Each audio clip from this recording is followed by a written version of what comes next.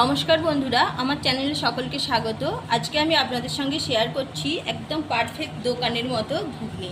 কিভাবে দোকানের মতো ঘুগনি বানানো যায় সেই রেসিপিটা আজকে আপনাদের সঙ্গে শেয়ার করছি। সম্পূর্ণ ভিডিওটা স্কিপ না করে দেখতে থাকুন। ঘুগনি বানানোর জন্য প্রথমে আমি ঘুগনির কড়াইগুলো পরিষ্কার করে ধুয়ে ওভারনাইট ভিজিয়ে রেখেছিলাম। দেখতেই পাচ্ছেন কতটা ফুলে গেছে।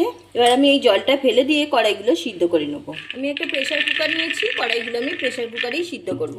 একটা ছোট সাইজের আলু খোসা ছাড়িয়ে এইভাবে 3 পিস করে কেটে নিয়েছি। আলুটা আমি কড়াইয়ের সাথে দিয়ে দিচ্ছি। নুন দিয়ে দিচ্ছি, কালারের জন্য দিয়ে দিচ্ছি হলুদ গুঁড়ো, পরিমাণ মতো জল দিচ্ছি। জলের পরিমাণটা খুব বেশি দেব না, ঠিক মাপটা এই রকমই থাকবে, একটু বেশি, এই ঠিক 1 গাঁট পরিমাণ জলটা দিলাম। এবার গ্যাস অন করে আমি 4টে সিটি দিয়ে নিচ্ছি। দেখুন কড়াইগুলো সুন্দরভাবে সিদ্ধ হয়ে গেছে। প্রেসার কুকার থেকে ঢেলে নিয়েছি, ঠিক চাপ দিলেই এরকম গলে যাবে। একটু সব কড়াই গোটা গোটা আছে। একটা ডাল কাটা নিয়েছি, ডাল কাটা দিয়ে কড়াইয়ের সাথে যে আলুটা দিয়েছিলাম আলুটা গালিয়ে নেব। এইভাবে চেপে চেপে কড়াইয়ের সাথে মিশিয়ে দেবো, এতে গ্রেভিটা ভালো হবে ঘুগনির। কড়াইতে সর্ষের তেল দিয়েছি, তেল গরম হয়ে গেছে। আমি দিয়ে দিচ্ছি তেজপাতা, শুকনো লঙ্কা, কাঁচা লঙ্কা আর গরম মশলা। আমি এখানে একটা আলু ছোট ছোট করে কুচি করে নিয়েছি, টমেটো কুচি আর পেঁয়াজ কুচিয়ে নিয়েছি। পেঁয়াজগুলো দিয়ে দিচ্ছি। পেঁয়াজগুলো একটু নাড়াচাড়া করে নিয়েছি আর কেটে রাখা আলুগুলো দিয়ে দিচ্ছি। আলুগুলো ভেজে নিই।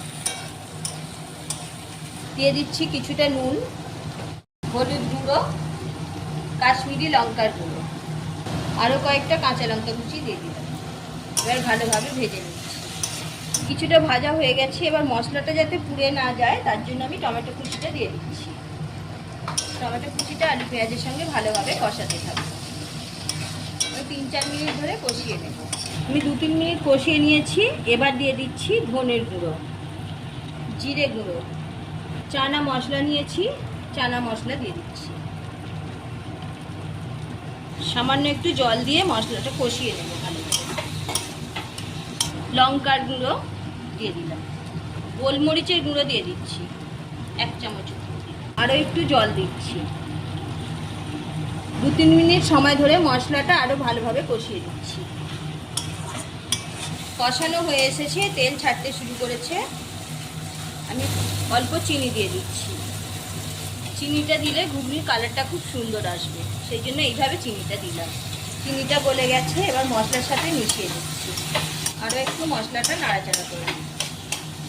মশলাটা ভালোভাবে কষানো হয়ে গেছে, সুন্দরভাবে তেল ছেড়ে দিয়েছে। এবার সিদ্ধ করে রাখা কড়াইগুলো দিয়ে দিচ্ছি। মশলার সঙ্গে কড়াই আর আলুটা ভালোভাবে মিশিয়ে দিচ্ছি। কড়াইটা দিয়ে আরও আমি 2 মিনিট কষিয়ে নেব। ভালোভাবে কষানো হয়ে গেছে। এবার আমি জল দিয়ে দিচ্ছি। খুব বেশি জলটা দেবো না, পরিমাণটা বুঝেই দিতে হবে। ঢাকনা দিয়ে হাই ফ্লেমে 5 থেকে 7 মিনিট ফুটিয়ে নেব।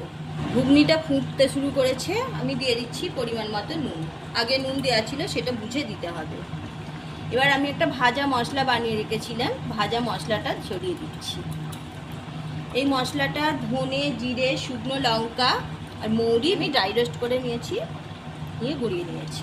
মশলাটা দিয়ে ভালোভাবে মিশিয়ে দিয়েছি। আরও কিছুক্ষণ ফুটিয়ে নেব। ফুটিয়ে আমি গ্যাস অফ করে দেবো। ঘুগনির কালারটা দেখুন কতটা সুন্দর এসেছে। এইভাবে বানালে কালার খুব সুন্দর আসে আর খেতেও সুস্বাদু হয়, একদম দোকানের মতো হয়।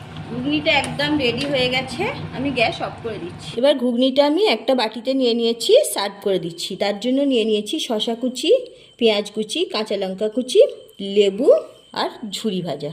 প্রথমে আমি পেঁয়াজ কুচিটা দিয়ে দিচ্ছি, শসা কুচি, এবার দিয়ে দিচ্ছি কাঁচা লঙ্কা কুচি, লেবুর রস, বিট নুন নিয়েছি অল্প পরিমাণে, এটা ছড়িয়ে দিচ্ছি। এবার উপর থেকে দিয়ে দিচ্ছি ঝুরি ভাজা। একদম দোকানের মতো পারফেক্ট ঘুগনি তৈরি হয়ে গেল। এইভাবে আপনারাও একবার বাড়িতে বানিয়ে দেখুন। কাউকে খাওয়ালে বুঝতেই পারবে না যে ঘুগনিটা বাড়িতে বানানো, দোকান থেকে কিনে আনা নয়। আজ এই পর্যন্ত। ভালো থাকুন, সুস্থ থাকুন। আবারও দেখা হচ্ছে অন্য কোনো এপিসোডে।